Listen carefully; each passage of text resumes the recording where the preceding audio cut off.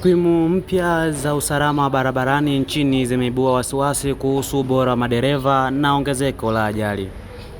Ajali za barabarani na usajili wa madereva waibua maswali mapya nchini.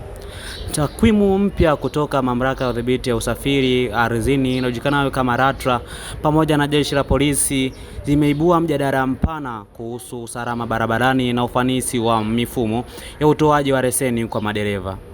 Kwa mujibu wa takwimu hizo, zaidi ya nusu wa madereva huishia katika hatua za usajili pekee, ambapo asilimia 59.3 usajiliwa, lakini si wote wamefikia hatua ya juu ya udhibitisho. Aidha, ni asilimia 27.9 tu za madereva wanaofanyiwa vipimo rasmi, jambo linaonyesha pengo kubwa kati ya usajili na upimaji wa ujuzi wao. Katika hatua ya mwisho ni asilimia 12.7 pekee ya madereva wanaopata leseni rasmi, hali inayozua maswali kuhusu ufanisi wa mfumo wa sasa.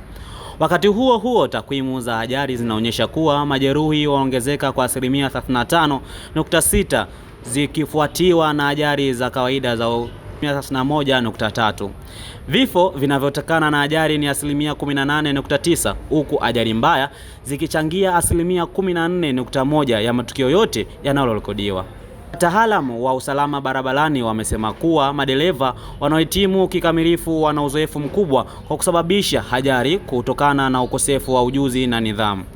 Baadhi ya madereva kwa upande wao wamelalamika ugumu wa mchakato wa kupata leseni, kudaiwa kuwa unachukua muda mrefu na wakati mwingine hauko wazi.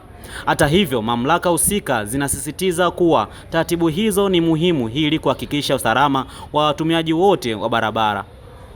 Wadau wanashauri maboresho zaidi yafanywe katika mfumo wa mafunzo na utoaji wa leseni ili kupunguza ajali na kulinda maisha ya wananchi.